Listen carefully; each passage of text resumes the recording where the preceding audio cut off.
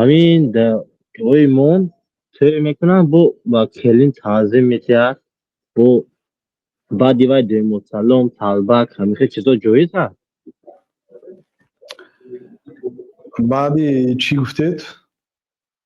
بعد توی با دوی سلام و تنظیم میشود و طلبک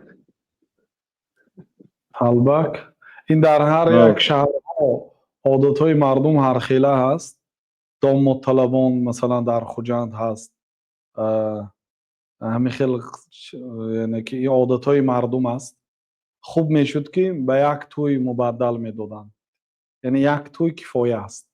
پیامبر صلی الله علیه و سلم اعلنوا نکاح اعلان کنید هم نکاح، یعنی باید از زنا فرق داشته باشد، پنهانی نباشد. برای پنهانی نشدن است اعلان داشته باشد، چون که این حلال و پاک است. همه داند که فلانی و فلانی خانه‌دار شد و نکاح شرعی دارند، زندگانی حلال و پاک دارند. خویش و تبارها از دو طرف و همسایه های دو طرف، شناس ها تکلیف کرده میشن تا اینکه دانند که همین توی از همین کفایه است. یه مراتب تعام دادن کفایه است. و کسی که مثلا شرایطی یا شناس های زیاد داشته باشد و مردمی بسیارتر را خبر کندم اجازت است از نگاه شرع. لیکن یک توی کفایه است، یعنی دو بار سه بار داماد طلبان و خدا طلبان و کیمچی و جیغ زنک و 7 روز توی کردن شرط نه.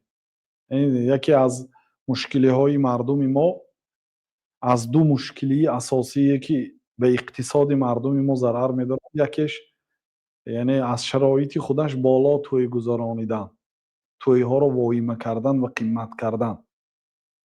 دومینش خانه های نادرکاری رو بسیار ساختن.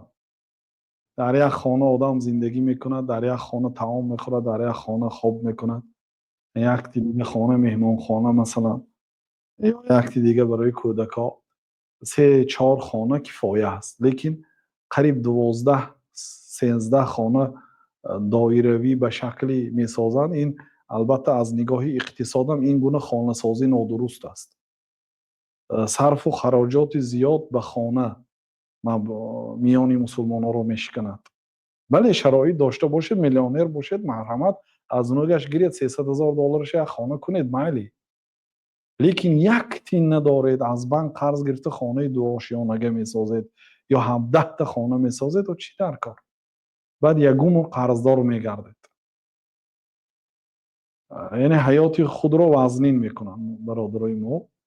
در روسیه مثلا به یک غذا پول جمع میکنن، میبیان از بانک قرض گرفته توی واهمه میکنن. این کارا یکی از سببای پیش نرفتن ما میشد. در همین دو چیز صرفه کاری کنید.